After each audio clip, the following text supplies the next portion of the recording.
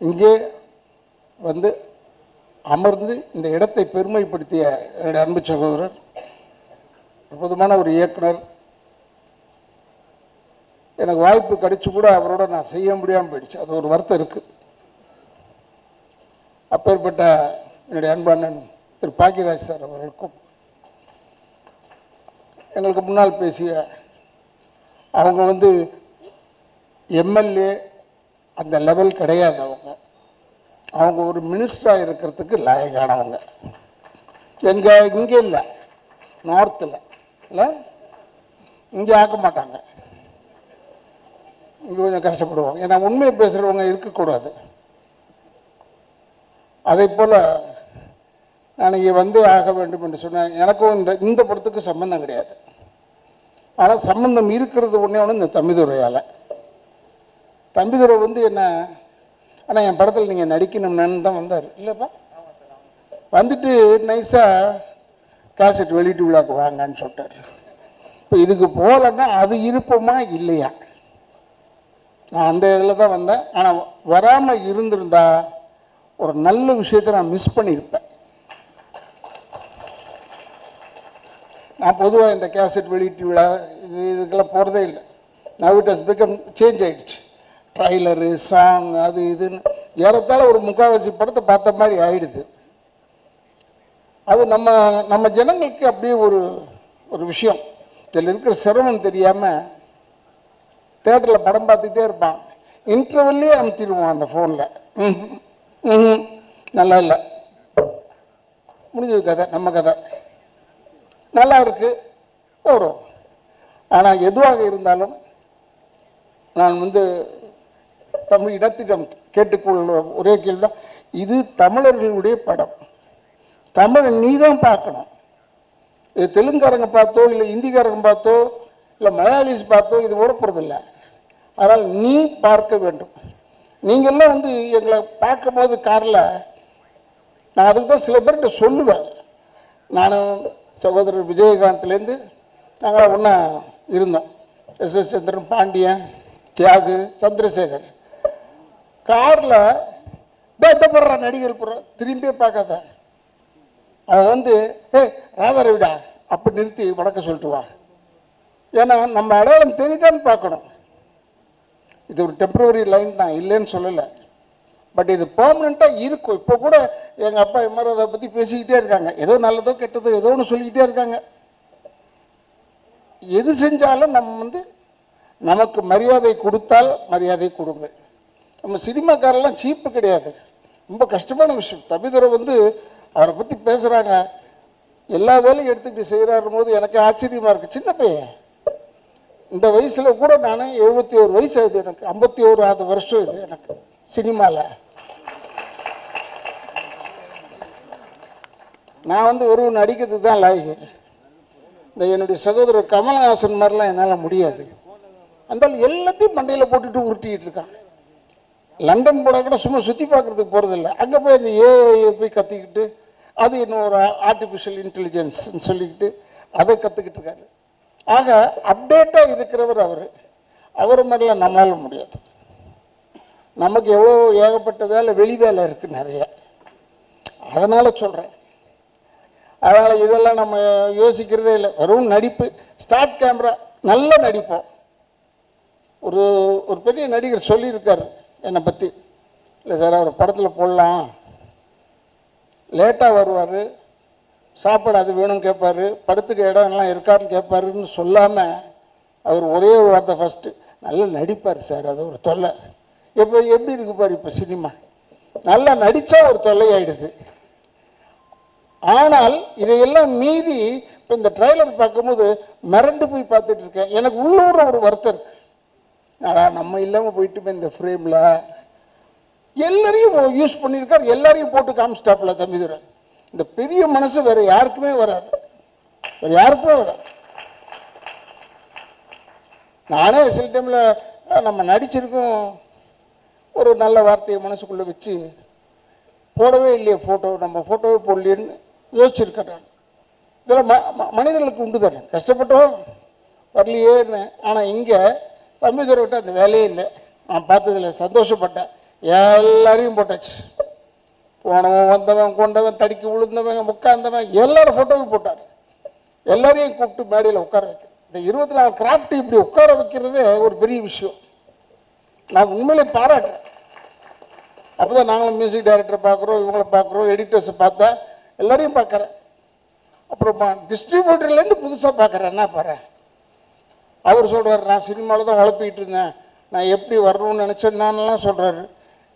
நீ இப்போ வந்துட்டு இல்லை, நீ ஏன் வந்துடுவ, இன்னும் பெருசாக வருவேன், சிறுசாகவே முடியாது. உழைப்பு வேண்டும், டெடிக்கேஷன் வேணும். நான் வந்து ரொம்ப வெங்கல பாத்திரக்குள்ள கடைக்குள்ள யானை போட மாதிரி நான்லாம் சில சில சில சில சில சில சில ஒரு சத்தம் வரும். ஆனால் கேமரா முன்னாடி போய் உட்காரணும் நிற்கணும்னா சீரியஸ் ஆகிடுவேன். கில்லர் இன்ஸ்டிங்க்ட் வந்துடும். எதிராளியை விடக்கூடாது, நம்ம பேர் வாங்கணும் அப்படின்னு தான் செய்வேன். நான் செஞ்சால் தான் ஏதோ ஓரளவுக்கு அது செய்யலாம். ஏன்னா சிவாஜி பாக்கிட்டேருந்து திருடுறது, புரட்சி தலைவர்கிட்டேருந்து திருடுறது, எங்கள் அப்பாட்டேருந்து திருடுறது, ஜெமினி சார்கிட்டேருந்து திருடுறதெல்லாம் இருக்குது. அதெல்லாம் இல்லாமல் இல்லை, அவங்க அளவில் இருக்காது. ஏன்னா அவங்கெல்லாம் வந்து காவேரி நதி மாதிரி இல்லை கங்கை நதி மாதிரி. நமக்கு வசதி இருக்கா மக்களை போட்டு எடுத்துக்க வேண்டியதான் தண்ணியை, நமக்கு வசதி இருக்கா பக்கெட்டில் வச்சு தண்ணியை எடுத்துக்க வேண்டியது. ஆனால் எங்கள் அப்பா சொல்கிறது ஒரு நல்ல வேத வாக்கு, அதை மட்டும் மனசில் வச்சுருக்கேன். என்ன சொல்லுவார், தூங்கும் போது கூட காலை ஆட்டிக்கிட்டே தூங்கணும்டா, இல்லைன்னா சினிமாவில் விட்டுட்டு போயிடுவான், செத்து போயிட்டான் உங்களுக்கு வேற ஆளை போட்டு போயிடுவான். அதை நான் பார்த்தேன். இந்த 1.5 வருஷத்தில் 1.5 வருஷம் எனக்கு இந்த கால் ஆப்ரேஷன் நான் பண்ண. அப்புறம் பின்னாடி அது பேக் போன் பிரச்சனை வந்துருச்சு, எனக்கு உடச்சிருச்சு. அப்போ ஒரு 1.5 வருஷம் இப்போ தான் வந்து சினிமாவில் நடிக்க ஆரம்பித்தேன். இதை எழுதுறாங்க, உடம்பு சரியில்லைன்றதை போடுறான், உடம்பு நல்லா ஆயிடுச்சுன்றதை போட வேணாமா? ஏன் அதை மட்டும் போட மாட்டேங்க? அவர் நல்லா ஆயிட்டார், நல்லா நடக்கிறார், போட. அந்த கிரச்சஸ் வச்சுட்டு போனேன், அது போய் 2 வருஷம் ஆச்சு. 2 வருஷம் கதையை இப்போ போடுறாயா? இது இன்னும் என்ன இப்போ போய் ரொம்ப பேர் துக்கம் விசாரிக்கிறாங்க. ஆனால் இப்போ நல்லா இருக்கீங்களா? ஏன் நல்லா இருக்கணும் என்னையா? இல்லை கிரச்சஸ் வச்சுட்டு, அது என்ன 2 வருஷம் ஆச்சு. இப்போ கிரச்சஸே வளர்ந்துருச்சு, அந்த அளவுக்கு ஆயிடுச்சு. 2 வருஷம் ஆயிடுச்சு. நான் ஏன் உங்களை சொல்கிறேன்னா, அதை நிறைய நாளாக வந்து சாகிற வரைக்கும் நடிக்கணும், எனக்கு அதான் ஒரே ஆசை. இந்த டைரக்டர் ஆகணும் அதெல்லாம் என்னால் முடியாது. என்னை கேட்டாங்க, ஏன் நீங்கள் டைரக்ட் பண்ணலையான்னு. நான் டைரக்ட் பண்ணலாம், பாக்கியராஜ் சார்லாம் பார்த்து ஆச்சரியப்படுறேன். டைரக்ட் பண்ணுவேன், பட் இருந்தாலும் ஏதோ கொலை பண்ணிவிடுவோன்னு பயப்படுறேன். ஏன்னா எனக்கு இருக்கிற கோபம் அப்படியே. சரியாக நடிக்கலைன்னா அவங்கள மாதிரி 1 முறைலாம் கேட்க மாட்டேன். இவனை முடிச்சுட்டு கதையை முடிச்சுட்டு வேற ஒரு ஆளை போடுறான்னு சொல்லுவேன். இப்போ பாருங்க, நாளைக்கு டைட்டில் பாருங்க, இந்த மீட்டிங்குடைய டைட்டில் வரும், கொலை செய்வேன் ராதாரவிசன்.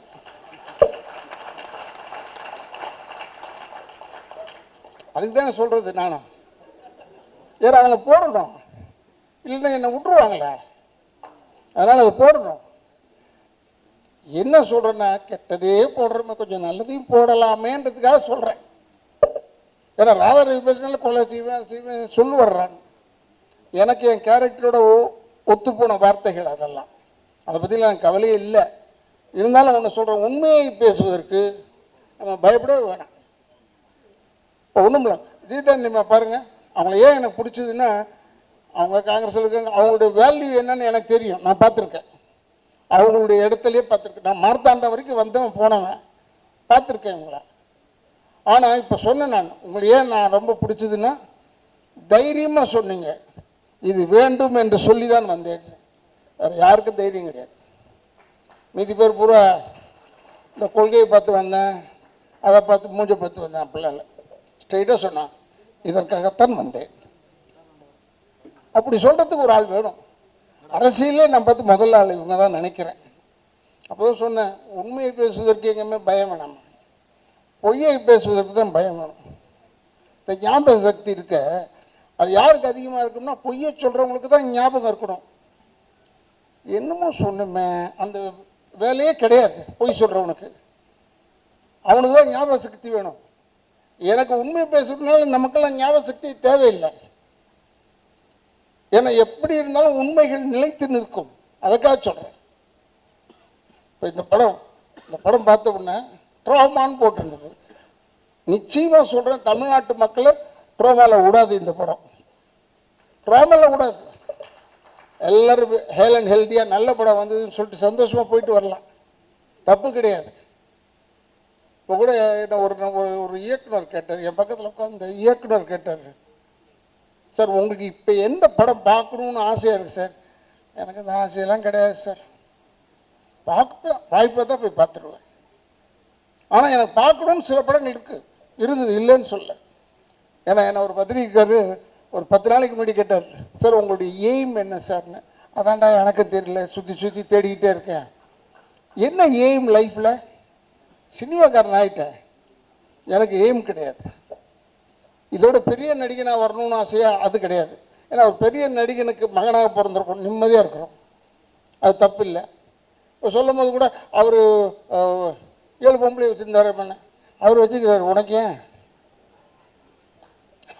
அவர் வச்சிருக்காரு, வசதியை வச்சுக்கிட்டாரு, எல்லாரையும் வச்சுக்கிட்டாரு. அவர் ஆம்படா ஏன்டா தொல்லை பண்ணுறேன், விட்றா என்ன விடு, நான் அப்படி இருக்கேன், இல்லை நான் குவைட்டாக இருக்கேன், விட்டுரு, விட மாட்டேறான் என்ன. 10 நாளைக்கு முன்னாடி இதே நடந்தது நிகழ்ச்சி. ஏன்னா சிலவற்றுக்கு பதில் சொல்ல வேண்டும், சிலவற்றுக்கு பதில் சொல்ல தேவையில்லை, சிரிச்சுக்கிட்டே போயிட்டே இருக்கலாம். அது தப்பாக எழுதுவாங்க, அவர் நாங்கள் கேட்டோம் பதிலே சொல்லவில்லைன்னு, அதை எழுதிட்டு போட்டு தப்பு இல்லை. ஏன்னா அவங்களுக்கு ஓடணுமே, செய்தி நிறைய வேணும், செய்தி வேணும். இப்போ பாருங்கள், அந்த பேப்பரை பரட்டினா, நான் 2 பத்திரிக்கை தான் வாங்குகிறேன், பேர் சொல்லலை, பட் பேப்பரை பரட்டினா வெறும் கொலை கொலை கொலை கொலை கொலை கொள்ளை, பொண்டாட்டி தலையை வெட்டினது, எவ்வளோ நல்ல நல்ல விஷயங்கள் வருது தெரியுமா அதில்?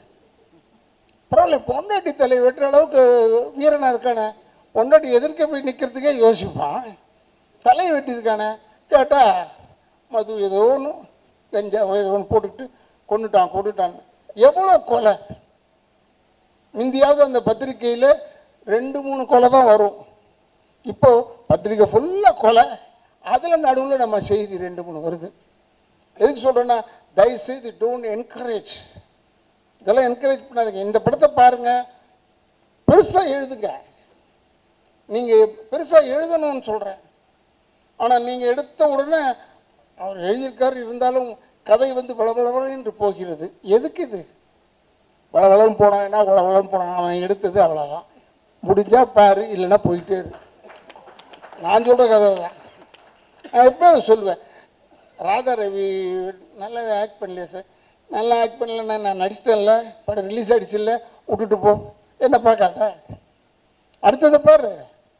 எதுக்கு சொல்கிறேன்னா, இப்போ தான் ஒரே காம்பவுண்டில் 7-8 தேட்டர் வர ஆரம்பிச்சிருச்சு, இருக்கிற தேட்டர் பூரா இடிச்சிட்டேன், அதெல்லாம் போயிடுச்சு. நல்ல நல்ல தேட்டர்ஸ்லாம் இருக்குது, போயிடுச்சு. நான் தெரியாதனமாக கேட்டேன், வெல்லிங்டன் இருக்கான்னு கேட்டுட்டேன். ஏன்னா வெல்லிங்டனில் ஒரு சின்ன கதை இருக்குது, அதுக்காக கேட்டேன். இல்லைடா அதெல்லாம் எப்பயோ இடிச்சிட்டாங்கண்ணே. என்னடா இது, நம்ம எந்த உலகத்தில் இருக்கோம்? வெல்லிங்டனை இடிச்சிட்டாங்க, எல்லாத்தையும் இடிச்சிட்டாங்க. ஆக உங்களுக்கு சொல்கிறேன், தயவுசெய்து இப்போ சினிமா எடுக்கிறது தான் சேலஞ்ச். ஏன்னா சினிமா எடுப்பது ரொம்ப சுலபம், நடிக்கிறது ரொம்ப ஈஸி, எல்லாம் ஈஸி. ரிலீஸ் பண்ணுறது தாலியாக இருந்துடும். ரிலீஸ் பண்ணுறது மட்டும்தான் கஷ்டம். அந்த ரிலீஸ் பண்ணுறது தான் ஈஸியாக இருக்கணும், பட் அது மட்டும்தான் கஷ்டம். ஏன்னா டெடிக்கேஷன் வேணும் சினிமாவில் நடிக்கிறதுக்குன்னு சொன்னேன். ஆனால் இப்போ ரிலீஸ் பண்ணுறதுக்கு டெடிக்கேஷன் வேணும்.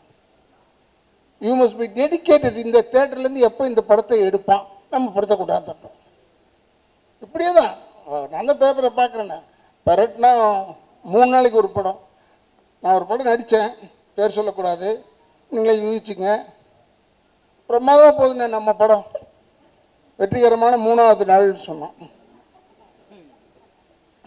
25வது நாள், 50வது நாள், 100வது நாள்லாம் போய் இப்போ வெற்றிகரமான 3வது நாள். 3வது நாளில் வெற்றி தானே, அப்படின்னு ஆயிடுச்சு. அது ஒரு விதத்தில் நல்லது தான். நமக்கு பக்குன்னு இல்லாமல் 3வது நாளை பார்த்துட்டோம்னா மூடி வச்சிடலாம், சக்ஸஸ் ஆகிடுச்சுடா படம், எல்லோரும் பார்த்துட்டாங்கன்னு அர்த்தம். ஏன்னா தயவுசெய்து நீங்கள், நம்ம தமிழர்கள் கேட்குறோம், கேட்டு இது வரைக்கும் அவங்க நல்லது செஞ்சதே இல்லை. இப்போ நல்லது செய்கிறதுக்காக கேட்குறோம். ஏன்னா இது மாதிரி சின்ன படங்கள்னு சொன்னாங்க. சின்ன படம் பெரிய படம் எல்லா படத்துக்கும் பணம் தான் செலவாகுதே ஒழிய பருத்தி கொட்டை புண்ணாக்கா தவிர. தம்பிதுரையை கேட்குறேன், நான் நடிகனாக இருந்திருந்தா என்கிட்ட என்ன பருத்தி கொட்டை புண்ணாக்கா கொடுக்குறாரு, பணம் கொடுக்குறாரு. இந்த படம் ஓடணும், ஓடினாதான் தமிழ்நாட்டிற்கு நல்லது. அவார்டு வாங்கின ஆளுங்கெல்லாம் பார்த்தேன். பட் ஓடணும், ஓடுறதுக்கு ஒரு 10 நாளாவது ஓடணும் இப்போ இருக்கிற நிலவரத்தில். ஏன்னா 200 தேட்டர் ரிலீஸ் பண்ணுறீங்க, அதனால் ஒரு 100 நாள் 50 நாள் ஒன்று 10 நாள் ஓடணும் இல்லையா? 50 நாள்லாம் கேட்கக்கூடாது, தப்பு. 10 நாளாவது ஓடணும் என்று சொல்லி தயவுசெய்து நீங்கள் பத்திரிக்கைக்காரங்க, எனக்கு இது இந்த குடும்பம் என் குடும்பம் தான், ஏன்னா சினிமாக்கார குடும்பம் தானே. அதனால் எங்கள் குடும்பம் வாழ நீங்களாம் உதவி பண்ணணும்.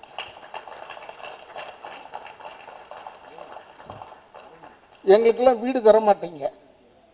பொதுவாக பப்ளிக் வந்து எங்கே வேணாலும் கேளுங்க, வாடகை வீட்டுக்கு நடிகராலேயோ போக முடியுமா? முடியாது. ஆனால் இவங்க பொழுதுபோக்குறது யாருன்னா எங்களை பார்த்து தான் பொழுது போகுது. ஜாலியாக இருக்காங்க, ரசிக்கிறாங்க, டிவி ஆன் பண்ணிவிட்டு நம்ம படங்களை தான் பார்க்குறாங்களே ஒழிய. அப்போ போய் கேட்டு பாருங்க, சார் இவ்வளோ நேரம் சிரிச்சுட்டு இருந்தீங்களா, நான் தான் சார் அந்த நடிகன், எனக்கு ஒரு வீடு கொடுங்களேன். வீடு தர மாட்டோம் சினிமாக்காரனுக்கு. ஏன்? நீ சந்தோஷப்படுறதுக்கு சினிமாக்காரன் தேவைப்படுறான், ஆனால் வாடகை இருக்கிறதுக்கு எங்களுக்கு விட மாட்டுறாங்க. அதனால் நீங்கள் பண்ணுறதுல தான் எங்களுக்கெல்லாம் வீடு கொடுக்கணும் கேட்டால். அதனால் சொல்கிறேன், தயவுசெய்து சினிமாவை வாழ விடுங்கள். அது வீழ்ந்தா நிறைய பேருக்கு வேலை கிடையாது, ஞாபகம் வச்சுக்கோங்க. நிறைய பேருக்கு வேலை கிடையாது. அது வீழ்ந்தா நிறைய பேருக்கு வேலை கிடையாது. அதனால் அது வாழ வேண்டும், சினிமா வாழணும். அதுக்கு நீங்கள்லாம் உதவி செய்யணும்னு பத்திரிகை தோழர்களையும் யூடியூபர்ஸையும் நான் கேட்டுக்கொண்டு, என்னுடைய வந்த ஜனங்க எல்லாருமே வெளியே போகும்போது நல்லா இருந்ததுப்பா ட்ரைலர்னு சொல்ல கற்றுக்குங்க. முதல்ல அது இருக்குது, ஆனாலும் என்னது ஆனாலும் இல்லை, அது இந்த இடத்த ஃபுல் படத்தை பாரியா, பார்த்துட்டு சொல்லியா. தயவுசெய்து இதுக்கெல்லாம் என்கரேஜ் பண்ணுங்க, வாழ விடுங்கள். நான் தான் சொன்னேன், தம்பிகிட்ட சொன்னேன், பக்கத்தில் இருந்து பெரிய டைரக்டர் தம்பிகிட்ட சொன்னேன், தேட்டரில் போய் தான் நான் படம் பார்ப்பேன்.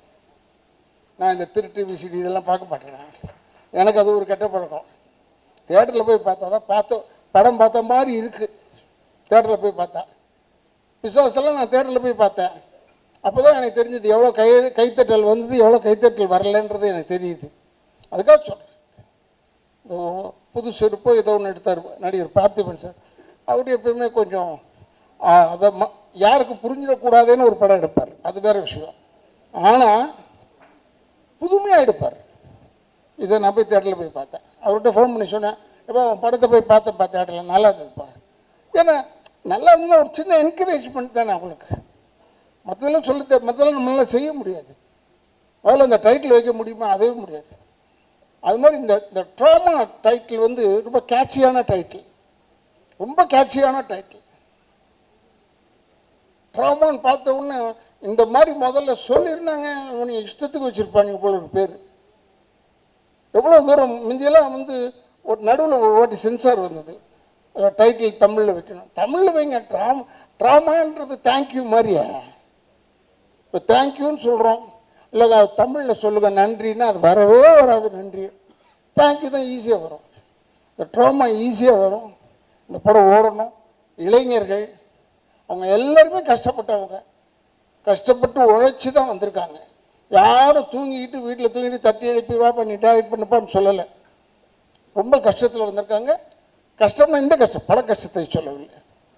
அதனால் அந்த சிரமப்பட்டு வந்தவர்களுக்கு நீங்கள் சிரமம் பார்க்காமல் இந்த படத்தை அவங்கள வாழ வைப்பதற்காக நீங்கள் வாழ்ந்து காட்டுங்க, அவ்வளோதான் சொல்லுவேன்.